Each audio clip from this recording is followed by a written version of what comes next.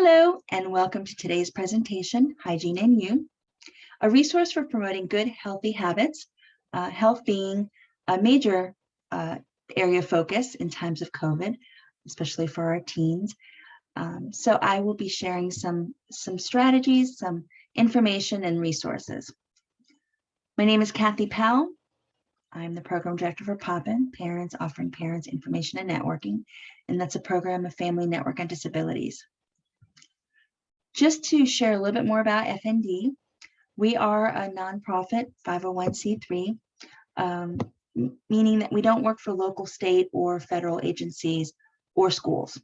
We're funded in part by the U.S. Department of Education and the U.S. Department of Health. All of our services are free because of the grants that we hold, and we are the statewide Parent Training Information Center, also known as PTI, and the statewide Family to Family Health Information Center. Now, we are family-driven, founded in 1985 by parents of children with disabilities who came together for mutual support and sharing information. Family Network on Disabilities is a national network for individuals of all ages who may be at risk, have disabilities, or have special needs, and their families. We also serve professionals and concerned citizens. Now, one thing I love to share about FND is the majority of our board of directors, our management staff, and all of our field staff are family members of persons with disabilities. Now, there are some things that we don't do, some do's and don'ts. Just a quick disclaimer, we don't serve as attorneys, doctors, or mental health professionals. So the following information is not legal or medical advice. But we do share information and resources and supports for you and your family. So all of our information is research-based to create our trainings, and we also encourage collaboration with school and agencies. So let's start with the definition of personal hygiene. The Oxford Dictionary defines personal hygiene as the action, habit, or practice of keeping oneself clean, especially as a means of maintaining good health. Teens with disabilities may experience some added obstacles of potential deficits in things like visual motor skills or attention, maybe cognition or decreased awareness. And often they rely on adults in their lives to help remind or guide them to wash their hands or shower, everyday tasks, shampoo, hair, etc. So, and it's been my experience where my son's delays impact the whole family, I tend to take over in order to save some time during some of these grooming tasks. And I've had to catch myself, especially now that he is 18 years old. And you can probably relate, when they were younger even, or maybe now, shoe tying was so hard and trying to get them out of the door in time. And, trying to hold back and not say, oh, let me just tie your shoes. So what we ended up doing is we built in more time in the mornings because too much can hurt in the long run, helping too much. And this is an important gift you can give your child with disabilities is independence. No one's, nobody's saying it's going to be easy. These aren't simple tasks. And practice may be slow going, but my son can tie his shoes. And now I'm determined to work on, other skills, just working just as hard on teaching him how to keep the bathroom floor dry after taking a shower. Now, this presentation could apply to any youth, really. Any youth could really benefit by some of this information. They could be going through a phase. Suddenly they don't want to bathe or wash their hair or brush their teeth, too tired to bother with basic hygiene. They might also be trying to assert their control, like a power struggle. And what better way for a teen to exercise some power than basically to control the one thing that's undeniably his own and no one else's, right? Or maybe the reason for many teens' neglect of those personal hygienes is often very simply just kids don't smell themselves, right? Now, before I move to the next slide, it's also good to know that neglecting self-care is, a common symptom of depression. So if someone is too sad or expresses some low self-esteem or mental health difficulties, self-care is one of the first things to go. So if you have any inkling that your teen might be depressed, take them to see a counselor or a psychologist or a mental health care provider.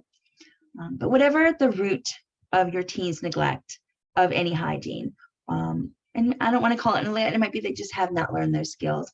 Just try to understand the context in which it's happening. Okay.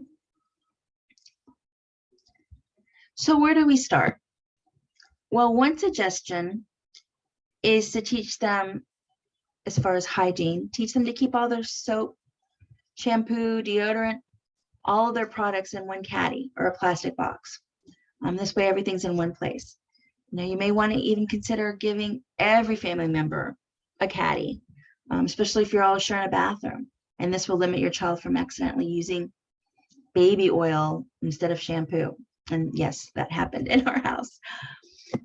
Next, start to establish a self-care routine and try to stick to it. So many children with special needs, they really thrive on routine, and you can gradually fade yourself out from the picture as your teen grows more independent. So what would that look like? Well, you could do a list. It could be written. It could be pictures. And we'll get into some different strategies of how that could look. But, your first picture or item could be get your stuff. So you can have a picture of a caddy, a towel, and pajamas, or just written down. Next, get undressed. Picture, hopefully not a picture of the clothes on the floor, maybe a picture of the clothes in the hamper. And then make sure the shower curtain is on the inside. That could be another thing that you list. I wrote that one down because that's what we're working on. And then wash your body. And then maybe a picture of a bar of soap that they use, and so on. So this may seem unnecessary, but after reviewing it a bunch of times, it becomes second nature. And children with special needs, again, they thrive on that routine. They may flip through it quickly, but it will help them remember all the steps. Now, some of our youth may need more detail. And so here, specifically to showers, the first thing is that I always try to make sure to give the why of the hygiene of the skill that we're working on. It might not be so evident for our teens, so explain it in a way they can understand. So for example, on this slide, you'll see it says having a shower or a bath daily, using a mild soap and warm water help wash away any bacteria that contribute to smells. Now, for my son, I would have to define bacteria. And I might show him a picture or a video, or just call them germs. And then some quick tips for taking a good shower. Keep it cool, not hot. 5 to 10 minutes is enough. That depends on your youth. Dry well. And then here's a suggestion to use body lotion after. So this may be just enough right there, and start with less. Always start with less and then add more detail as needed. And you can add as much detail as you want and highlight what you really feel is important that they need to learn. Like for us, body lotion, not so important. Dry floor, very important. And then if they need even more detail, you can even go drill down and, have a list that says turn on water, wet your body, get 1 pump of soap and push down, wash hair, get 2 pumps of soap, wash chest, wash arms, wash stomach. You get the picture. Okay. So another thing is not washing long enough or washing too long can be an issue. So find a way to get your child with special needs to use a timer and to get used to some timer constraints. And you can ask them to practice with a timer in the bathroom. It goes off after a certain amount of time. There's all kinds of timers that you can purchase on Amazon, even just an egg timer. depending on, what you think your youth would do with your cell phone in the bathroom, might let them use that. But something that can help them keep time. Even try a little water resistant speaker with Bluetooth and hook it up. One mom shared that she hooked it up and kept her phone outside, and he would do things for as long as the song would last.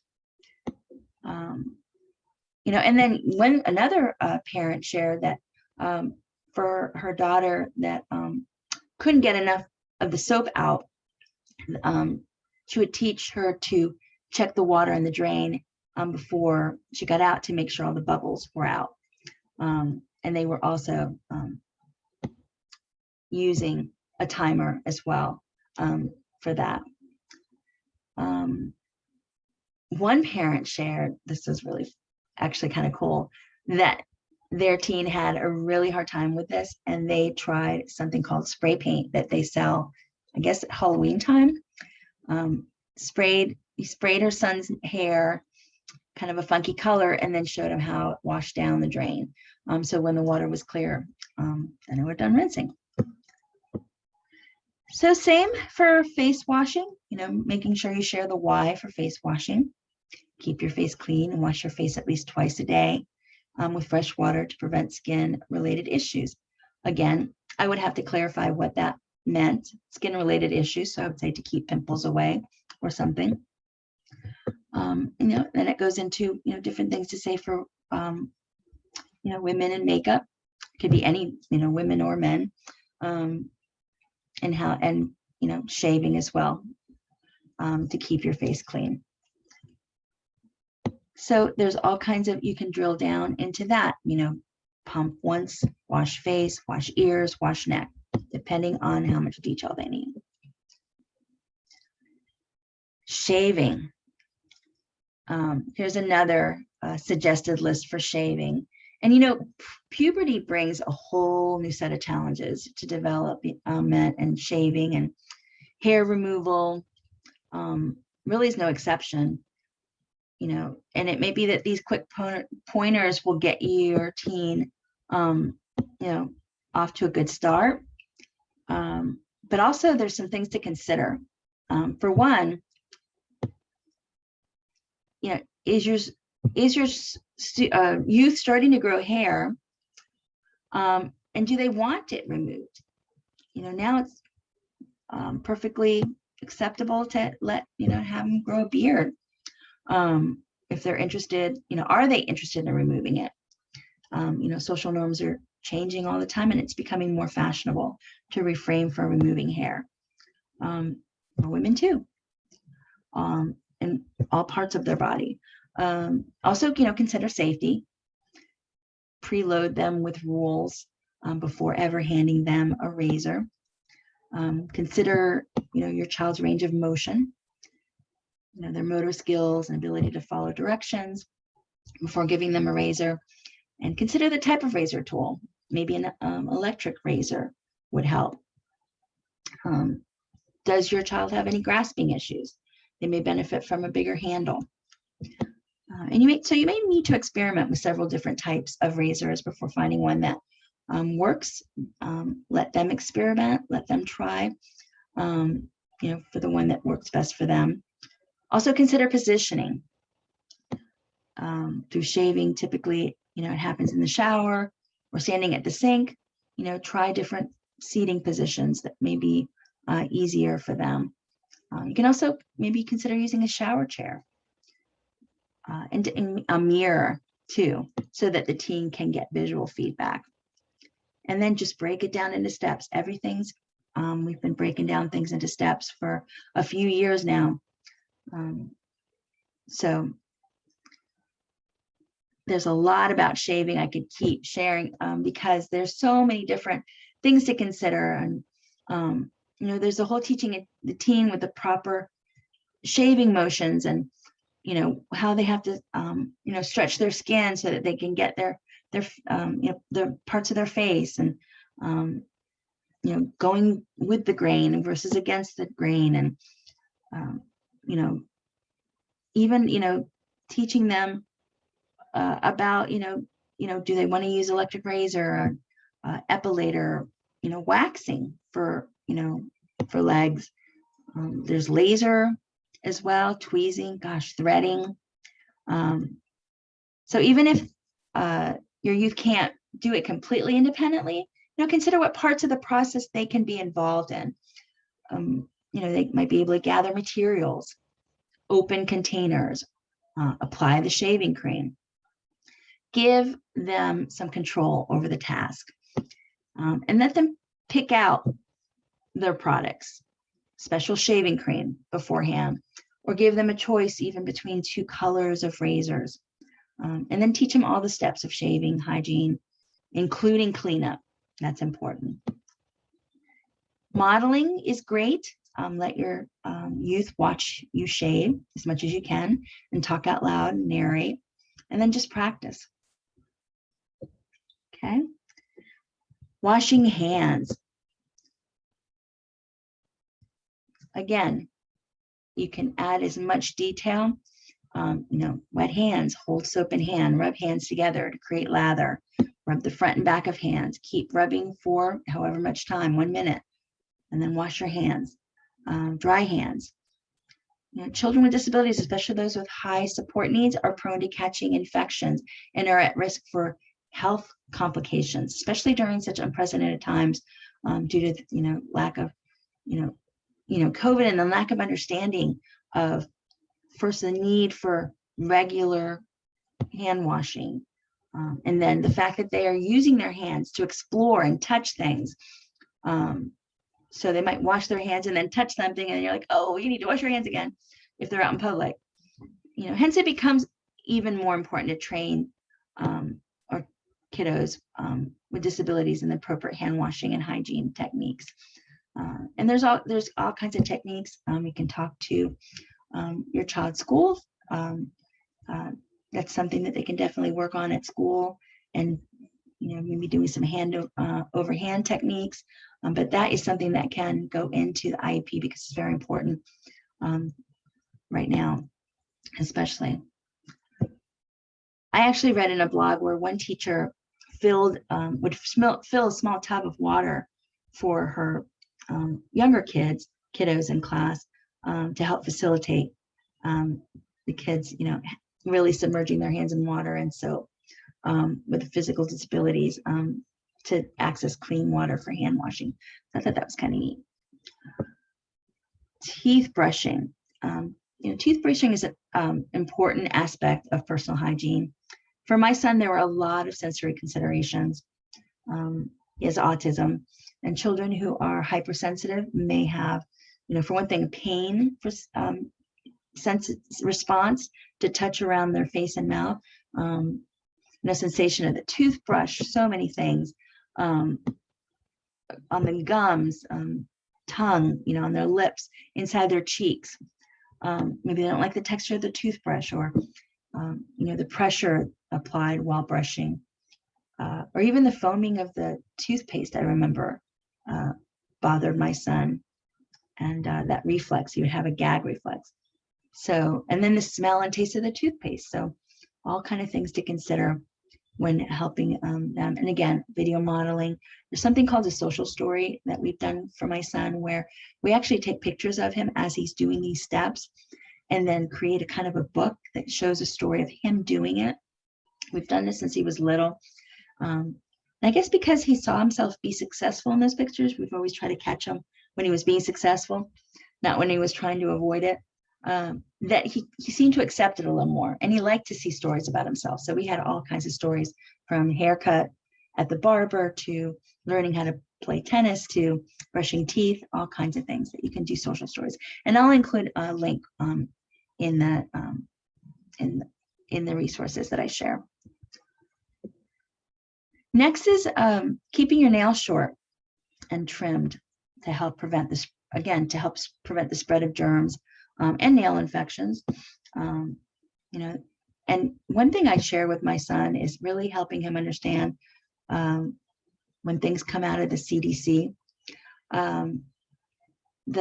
that they almost are law. And for him, he needs, sometimes I could say it, but another adult says it and he accepts it. Well, we've learned to, say, well, CDC says, right? And then whatever we need, we're trying to drive home. This one, for example, around keeping your nails short, you don't bite your nails because you're putting germs in your mouth. The CDC says, and then, this is what you do, you trim your nails. And then scrub underside of the nails, soap and water, clean all your grooming tools. So helping him understand the importance of that, and also kind of helping him, with the motor skills for it, because it's difficult. He doesn't have a lot of strength in his hands. And again, I found modeling was very helpful to show him grooming. I would clip my nails, he would clip his next to me. And at first I would just have him watch me without any pressure of him doing it. And so he would watch me quite a few times, and then finally, after like the 10th time, he tried it. And also families can make their own home videos, kind of like the social stories, but video. So you're catching them, being successful, and then they want to watch those videos with the family after. It could be like a 30-second video. That could be really fun. Next is laundry. To live as independently as possible, individuals with disabilities need to learn all kinds of functional skills, and laundry is one of them. So, you want to talk about, when you live on your own, or when you live with a roommate, or when, you are old enough to do your laundry, and in the capacity that they can, and you start to work with, teaching them how to sort, colors, and then maybe towels and t-shirts and sheets. Towels were always the easiest for him to fold with me. And also making sure that they know how often they should do laundry. Okay. Next is deodorant, huge one for us right now. In fact, we keep a stick in many different places, including the car. So we let him shop for his own brand and find the smell that he likes the most, and reminders. And also we have a reminder at the front door and at the garage door, so that he remembers not to leave the house without applying deodorant. Next is just, think about sunscreen, and, that they know to protect themselves when not to get too much sun. And then hygiene etiquette, and that basically involves the practice, to prevent the spread of illness and disease. Critical time to practice good hygiene etiquette when you're sick, especially when coughing or sneezing. So when he was younger, we used to call it the batty back cough, right? Where they, either in a tissue, but preferably not in your hand. And as he got older, he corrected me and he said it's not the batty back cough anymore. Now it is the dab. So this is what he calls it. And basically, you can put that in the list. Cover your mouth and nose, with your dab, or use a tissue to catch your sneeze. Put your tissue in a wastebasket. You don't want your tissue, cough or sneeze. You don't want your germs to get on people. And then remember to wash your hands after coughing or sneezing.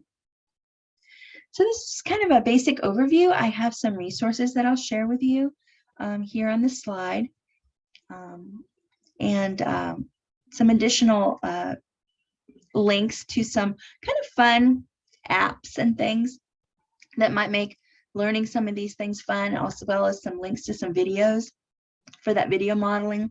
You don't have to start from scratch. There's lots of videos on YouTube that you can pull up, person shaving, person brushing their teeth. You'd be amazed how much you can find. So thank you for joining me for this presentation. Have a great day. Bye.